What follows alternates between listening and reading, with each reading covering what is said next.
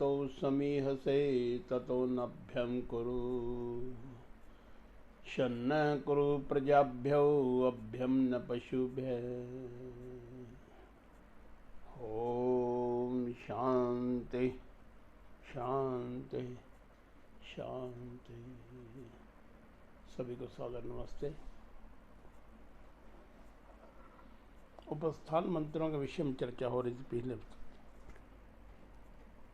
उपस्थान मंत्र में 2 मंत्रों का अर्थ किए जा चुके थे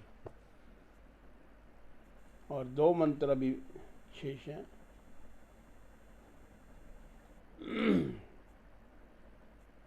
आज जो मंत्र है वो है चित्रम देवानाम उद्गादनीकम चक्षुरमित्रस्य वरुणस्य अग्ने आप्राध्यावा पृथ्वी अंतरिक्षम सूर्य आत्मा जगतस्ततश्च स्वाहा। साधारण शब्दों में इसका यदि अर्थ करें हम तो ये कि वो सूर्य जो वो उग चुका है, विचित्र। देखिए कितना विचित्र है और चारों ओर वो फैल रहा है और सूर्य का प्रकाश पृथ्वी लोक, सूर्य, अंतरिक्ष, देवलोक सब में फैल रहा है, चारों ओर फैल रहा है। यदि हम थोड़ा अध्यात्म में जाएं, इसका जरा गहराई में इसका अर्थ समझें। चित्रम, और ये जो एक एक अक्षर आ रहे हैं ना, उनके शब्द में चर्चा करते हैं। पहला शब्द चित्रम, विचित्र, अद्भुत, संपूर्ण ज्ञान देने वाला, पूजा की कामना करने योग्य और विलक्षण शक्ति से जो भरा हुआ है, वो कौन? परमपिता परमात्मा। चित्रम, जब वो परमात्मा का थोड़ा दर्शन करने की कोशिश करता, देखता विचित्र, कमाल है, बहुत अद्भुत है। देवानाम अनीकम, सब देवों का बल है, वो आश्रय है और विद्वजन जो उसी से बल प्राप्त करते हैं। उद्गात, उदय हो चुका है, हमारी आत्मा में वो प्रकाशित हो चुका है, उसका उदय हो चुका है। मित्र से, मित्र, मित्र कौन होता है? जो कष्ट हो, आपत्ति आदि से रक्षा करता है हमारी, जो स्नेह से स्निग्ध रहता है, वो मित्र है। निरुक्त में ऐसी ही मतलब निरुक्ति दी गई। वो वरुण, उत्तम आचरण के कारण जो वर्णनीय है, जो प्रशंसनीय है, वो वरुण। वरुण धर्मानाम पति, धर्मात्मा लोगों का वरुण जो है वो पति है, मालिक है, स्वामी है उसका। अग्नि, अग्नि शब्द भौतिक तो अग्नि में ही प्रयोग करते हैं, परंतु यहाँ पर हम उपासना की बात कर रहे हैं, उपस्थान मंत्रों की बात कर रहे हैं। तो यहाँ अंधकार और अपवित्रता को दूर करने वाला, उसका नाश करना, और ज्ञान का प्रतीक है, ज्ञान प्रकाश और पवित्र देने वाला, ऐसा उसका अग्नि, अग्नि स्वरूप। वो परमपिता परमात्मा अग्नि स्वरूप है, क्योंकि वो प्रकाशक है, ज्ञान दे रहा है हमें, हमारी जितनी भी अज्ञानताएं उनको दूर कर रहा है। आगे वह शब्द आता है चक्षु। चक्षु का अर्थ साधारण शब्द में देखना।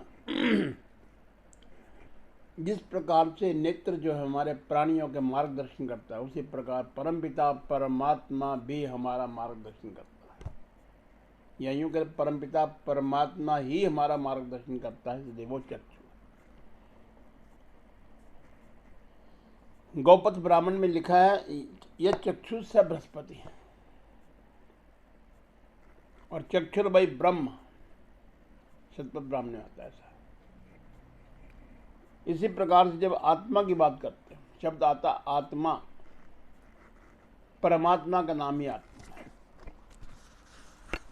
और आत्मा जीवात्मा में, जिस जीव में जो हमारे बैठा हुआ है वो आत्मा है।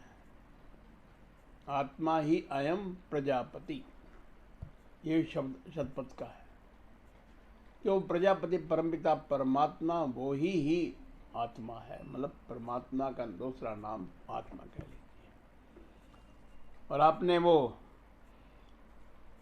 बृहद उपनिषद में कथा पढ़ी होगी, मैत्रेयी और या गोलक की कथा जब आती है तो वहाँ कहता अरे अरे वाह दृष्टव्य श्रोतव्य निधिध्यासितव्य आत्मा वाह, अरे वो आत्मा जो कहता वही दृष्टव्य है, दृष्टि देखने की योग्य है, श्रोतव्य है, सुनने के काबिल है, निधिध्यासितव्य है, ध्यान करने के योग्य है। तो वहाँ उपदेश देते हैं यज्ञवल्क्य के अपनी मैत्रेयी पत्नी को कि आत्मा वही अरी, आत्मा जो उसके कारण हमारे सब जो हमें प्रिय लगते हैं वो सिर्फ आत्मा के कारण ही लगते हैं। वैसे भी साधारण शब्दों में कहते हैं जब हम किसी को कुछ अच्छा काम कर देते हैं कि हमारे आत्मा संतुष्ट हो गई, या कोई गरीब आदमी चाहे जिसको कभी दे दो कुछ खाने के लिए, जिसने खाना ना खाया हो, फिर वो देखिए क्या कहता है, मेरी आज आत्मा तृप्त हो गई। तो ये आत्मा जो है वास्तव में ये आत्मा ही सबसे ज़्यादा इम्पोर्टेंट है। तो इस प्रकार से ये जो अक्षर आ रहे हैं इनका जो बनता है ये अक्षर मैंने थोड़े थोड़े प्रिंट किए हैं। और फिर उसके बाद सूर्यम, सूर्य शब्द जो है वो भी परमात्मा के लिए ही प्रयोग किया गया है। और उपासना प्रसंग में तो विशेष तौर पर ये सूर्य जो है परमेश्वर का वाचक है। और सूर्य क्या है? सुवति प्रेरियति संचालयति उत्पादिति चराचरम इति सूर्य, जो चराचर जगत को प्रेरित करता है, संचालित करता है, उत्पन्न करता है, वह सूर्य परमात्मा है।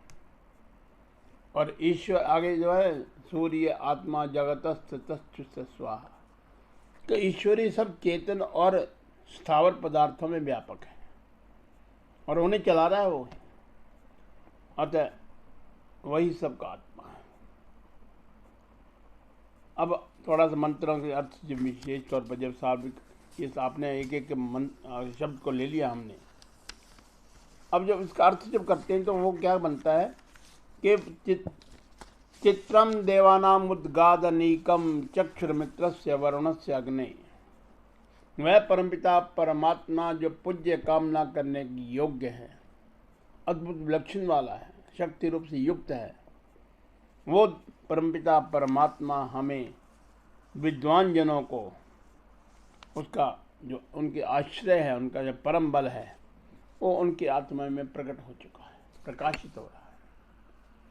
और वो राग द्वेष मित्र भावना से उस उपासक का जो राग द्वेष से अलग है, मित्र भावना से स्निग्ध है और श्रेष्ठ आचरण के कारण जो वर्णनीय है, ऐसे उपासक उनका अग्नि यानी कि उत्तम ज्ञान देने वाले उपासक का वो चक्षु है। कौन? परमपिता परमात्मा, वही हमें ज्ञान प्रदान करता है। और वो ऐसा है कि वो आपरा ध्यावा पृथ्वी, आपरा मतलब चारों ओर, ध्यावा ध्यव स्थान, आपरा ध्यावा पृथ्वी अंतरिक्षम, पृथ्वी लोक में, अंतरिक्ष में, ध्यव लोक में, वो पूरे का पूरा चारों ओर व्यापक हो चुका है और चारों ओर वो प्रकाशित फैल रहा है उसका। और परमपिता परमात्मा द्वारा प्रदत्त जो हमें ज्ञान दे रहा है, जो ज्ञानियों को विश्व प्रकाश दे रहा है, उसके कारण चारों ओर फैला हो। देखिए जब उपासक ऐसा महसूस करता है तो वो कहता चित्रम, बहुत विचित्र कमाल की चीज, अद्भुत है ये तो, इस प्रकार से इसका अर्थ है। और यदि हम उपासना करते तो ऐसा महसूस करना चाहिए कि परमपिता परमात्मा चारों ओर फैला हुआ है, उसका प्रकाश फैला हुआ है और वो परमपिता परमात्मा हमें ज्ञान प्रदान कर रहा है, स्थावर वस्तुओं के लिए भी, जगत चर अचर दोनों के लिए। इस प्रकार से परमपिता परमात्मा को जब महसूस करते हैं तो हम उपस्थान मंत्र को, इसलिए कि उपासना के लिए हम तैयारी कर रहे हैं और जब उपासना में बैठ जाएंगे तो उसके बाद फिर परमपिता परमात्मा का हमें सानिध्य प्राप्त होता है। इसके बाद दूसरा मंत्र जो आता है वह तच्चक्षुर्देवहितं पुरस्तात् शुक्रमुच्चरत् पश्येम शरदशतं जीवेम शरदशतं शृणुयाम शरदशतं प्रब्रवाम शरद शतमदीना श्याम शरदशतं। यजुर्वेद का 36वें अध्याय का 24वां मंत्र है। तो यहाँ पर तच्चक्षुर्देवहितं, तत् वह मेरा उपास्य है। कौन? परमपिता परमात्मा। चक्षुर जो सबका मार्ग प्रदर्शन कर रहा है, सबका दृष्टा है वो।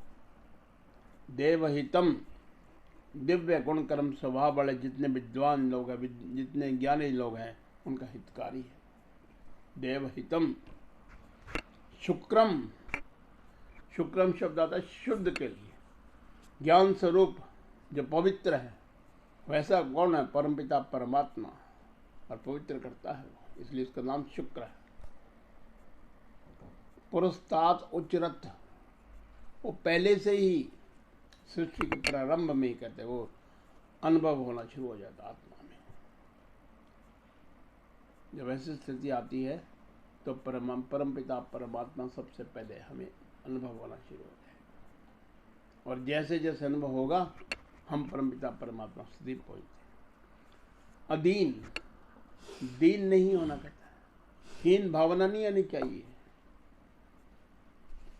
तो तच्चक्षुर्देवहितं पुरस्तात् शुक्रमुच्चरत् पश्येम, आगे जो आ रहे हैं। अब यहाँ पर लोग कईयों ने अर्थ कर दिए कि 100 साल जिए, 100 साल हम सुने, ऐसा अर्थ नहीं बनता इसका। इसके अर्थ जो बनते हैं पश्येम शरदशतं, 100 साल तक हम उस परमपिता परमात्मा को देखते रहे जो हमारे आत्मा में अनुभव कर चुके हैं। उस परमपिता परमात्मा को जब हम पुरस्तात् उच्चरात, जब शब्द आ रहा है तो यहाँ पर इसे यही कि मतलब जो हमारे आत्मा में आ चुका है उसको हम 100 वर्ष तक देखते रहें, 100 वर्ष उनकी प्रवचनों को सुनते रहें, परमपिता परमात्मा की वाणी को सुनते रहें, वेद जो ज्ञान दिया उसको हम देखते रहें, पढ़ते रहें, सुनते रहें और आगे प्रवचन करते रहें। हमारा जीवन ऐसा होना चाहिए कि 100 वर्ष तक हम उसके प्रवचनों का अपना व्याख्यान करें, प्रवचन दे लोगों को, थोड़ा अपना अपना जीवन सुधारें, थोड़े लोगों का भी सुधारने का प्रयत्न करें।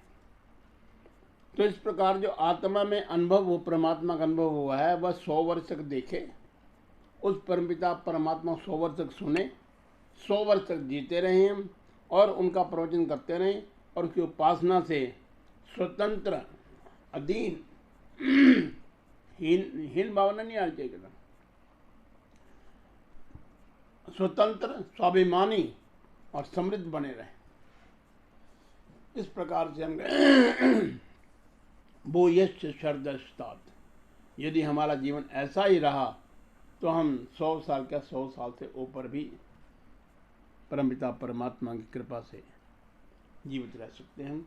और 100 साल से हम ऐसे ही कार्य करते रहें कि परमपिता परमात्मा गुणगान गाते रहें, परमपिता परमात्मा के आदेशों का पालन करते रहें। आगे मैंने कहा कि पूजा जो शब्द आता है, पूजा का अर्थ ये बनता है कि जो परमात्मा की, स्वामी लिखते हैं कि परमात्मा की आज्ञा को मानना ही पूजा है उसकी। तो हमारा जीवन ऐसा होना चाहिए कि परमपिता परमात्मा की आज्ञा को स्वीकार करना चाहिए। इसके साथ साथ एक बात और मैं कह दूं, हमें परमपिता परमात्मा, क्योंकि हमारा उपास्य सिर्फ और सिर्फ और सिर्फ वही है, अकेला उपास्य, दुनिया में कोई उपास्य नहीं है। और सब आदरणीय हो सकते हैं, सम्माननीय हो सकते हैं, उच्च श्रेणी के हैं, जैसे हमारे जितने महापुरुष हैं, चाहे वो रामचंद्र जी हो, चाहे कृष्णचंद्र हो, चाहे और स्वामी दयानंद हो, ये हमारे सब उपासनीय हैं। उपासनीय नहीं, उपासनीय तो परमपिता परमात्मा है, ये सम्माननीय है, लोग इनका सम्मान करना चाहिए। और क्योंकि आप पुरुष हैं ये, इसलिए इनका सम्मान तो बहुत उच्च कोटि का बात है। तो इसी प्रकार से हम कहते हैं, जब परमपिता परमात्मा के हम आज्ञा को स्वीकार करते हैं, परमपिता परमात्मा में विश्वास जब करते हैं, और परमपिता परमात्मा पर जब विश्वास कर लेते हैं, तो उस विश्वास पर टिके रहना चाहिए। यदि हमारा विश्वास कहीं डोल जाता है, कहीं बिखर जाता है, कहीं हमारा उससे अविश्वास पैदा होता है, तो फिर परमात्मा में विश्वास तो न रहा, फिर तो परिस्थितियों के अनुसार विश्वास पैदा हो गया। और परिस्थितियों के अनुसार विश्वास पैदा होना ये कोई पूजा नहीं, ये कोई भक्ति नहीं, उसका स्मरण करना नहीं। क्योंकि परमपिता परमात्मा दयालु है, न्यायकारी है, ऐसा समझे हम बस विश्वास करेंगे परमपिता परमात्मा हमारे लिए कल्याणकारी होगा। तो इस प्रकार से हम ये चारों मंत्र किए। उसके पश्चात आखिर में जब आएंगे इसके बाद गायत्री मंत्र आता है। गायत्री मंत्र का अर्थ कर जो व्याख्या बहुत अच्छी लंबी चौड़ी है।